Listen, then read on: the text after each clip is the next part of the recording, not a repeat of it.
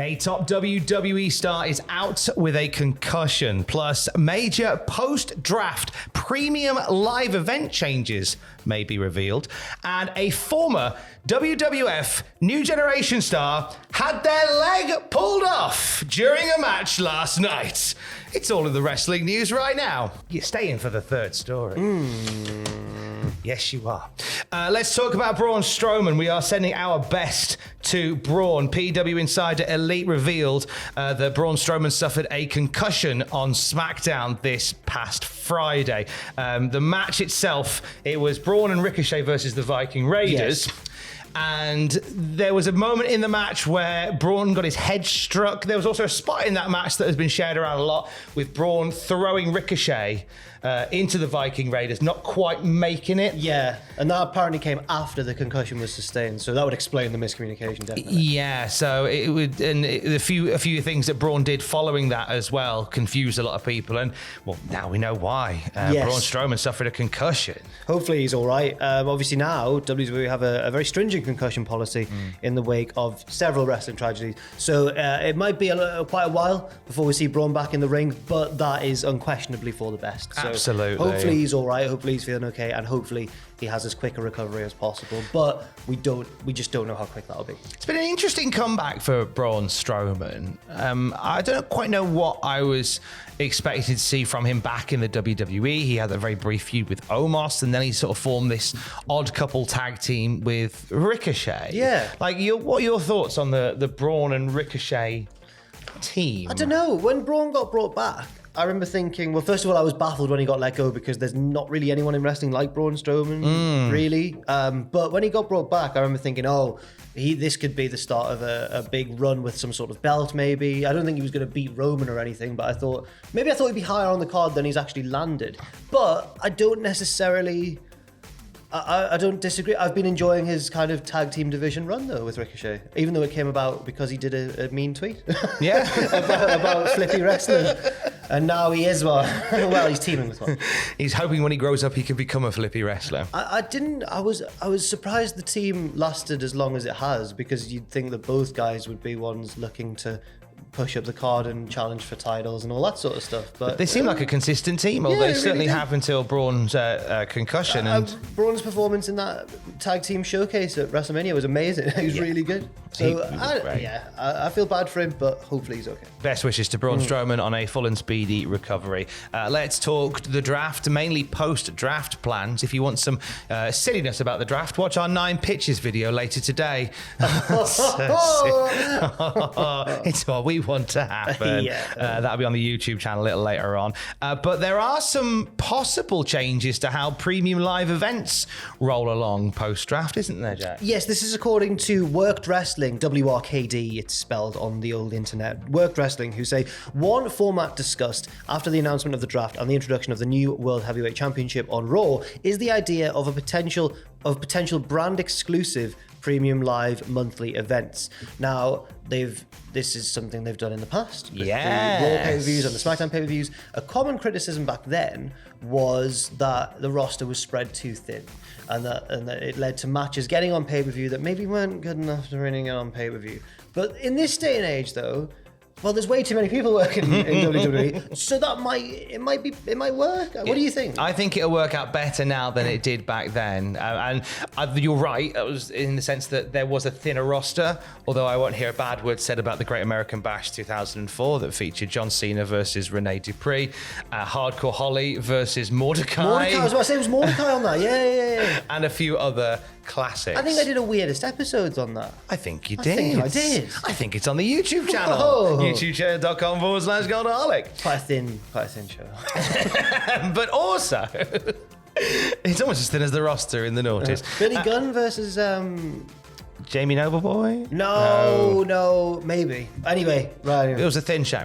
And also, I think if they're going to do it, let's not do that silly thing they did, sort of 04, 05 time, where we were sometimes getting 2 pay-per-views a month. That was a lot. Oh, no. Oh no! Because we're also, we have AEW as well now. Yeah, don't do that. No, let's not do like 2 a month. Like, I like the idea. 03, they kind of got the balance bang on, I think, because in 2003 you'd have like a Raw pay-per-view, a SmackDown pay-per-view, a dual brand pay-per-view, a Raw pay-per-view, a SmackDown pay-per-view, a dual brand pay-per-view. It was beautifully laid out, which meant the pay-per-views had like a good 8 weeks to build, and as a result, there were some great ones. Predominantly, the SmackDown pay-per-views were better than the Raw pay-per-views. Yes, in ring. yes, yeah. SmackDown 6 and all that. SmackDown 6, and then you had like Triple H and Pals on in 2003. Right. Triple H versus Kevin Nash at Judgment Day. How are you doing? Triple H versus Kevin Nash at Bad Blood. How are you doing? But I think that this might also not necessarily happen. It just apparently is being something that's maybe discussed. But another thing is, do pay-per-views feel as must see if it's just one of the two brands? I don't know. Well, I think the pay-per-view is only as must see as the matches that are on it. And regardless of like, if you brand it as a Raw pay-per-view, I don't think people are going to go, oh, no SmackDown guys, click. If the matches are interesting and you want to watch them, then you watch it. Yeah, that's fair. I think that's what it's all about. We'll keep an eye on that one. Impact have been naughty boys here. Impact have been naughty boys. They've been a tease on the old social media saying there'll be a major surprise this Friday at Spring Slugfest in Cicero Stadium in Chicago. Get tickets to see it in person. Now, you might be thinking, they're teasing a surprise. There's nothing wrong with that. Have you seen that graphic? Who does that remind us all of? You can't. You can't. What am I doing? You're having a lovely time. You can't do that. It's clobbering time, I don't even boys. think it's pretty deadly punk. Yeah. I don't even think it's quarter to clobbering for Impact. I'm going to be perfectly honest. Like that's naughty. We're going to look so silly if it is CM Punk because he's on it. He turns up on WWE backstage in WWE whenever he wants. So I mean, if he does turn up in. Oh my word! No, you're naughty. You are naughty, Impact. Who can they bring in as this surprise? Who's going to not be disappointing now? They've set themselves up for a bit of a... CM Punk's former tag team partner, Julio De Niro. Wow. Well, yeah, they were a team with Raven. Right, but... Bring in Raven. Oh yeah, bring in Raven. They also announced. They made some other announcements as well. By the way, they've said that there's going to be a knockdown. They've announced that the Knockouts Tag Team Champions, the Coven, Taylor Wilde and Colin King, will face Knockouts World Champion Jonna Purrazzo and the woman she beat for that vacant title, Jordan Grace. Plus, Moose and Brian Myers will face Bhupinder Gujjar and Yuya Uemura. What an odd pair of pairings there in that match, actually. There's some interesting things there. Also, Steve Macklin and PCO will have a confrontation. That is the main event for Under Siege next month. Those two for the Impact World title. And of course, CM Punk. What's going on? Who are they going to bring in then? Oh, you cheeky boys. That is cheeky. There's nothing. There is something. I'm not a fan of people teasing something that they absolutely cannot deliver. Anyway, a wrestler got their leg pulled off. MLW Battle Riot. No, well, sort of, yeah. He sort of pulled off. In a way, we've Are we worse than Impact? We've confirmed with our resident news hound Aidan Gibbons that this prosthetic leg was kind of pulled off. It makes it sound like it's been pulled off and then like brandished and used as a weapon, but it certainly was like it was yanked away from its holding. Yes. So Duke the Dumpster Droese, former WWF New Generation star. What are you doing here? Is that the right sort of time to say that? Bang on, spot on time. I'm glad that's become a catchphrase on the main roster. He was at MLW Battle Riot last night. Their multi-person Rumble shenanigans. The Dumpster hit the ring with his bin, got some offense in with said bin until Alex Kane, the naughty boy, went to go for a submission move on Duke and realised he had a prosthetic leg. So proceeded to yank it away before putting a leg lock on the other leg and getting a tap out on the Duke the Dumpster. As a result. He wasn't the only surprise appearance, though, in this Battle Riot match. Battle Riot. He wasn't the only...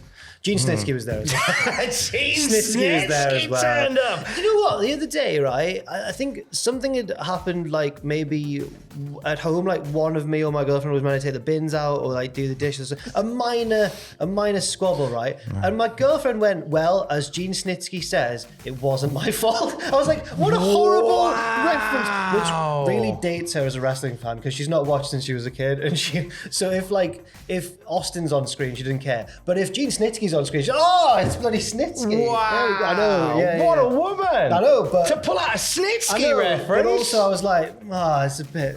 a weird one to bring up. I love that. Really? God, I love Beth. What a hero. What a hero. What a hero. Cheers, Bethany. Cheers for the Snitsky shout out. That was your fault. It was Alex Kane's fault that we got to see Duke the Dumpster's prosthetic leg nearly yanked out, though. Duke's fine.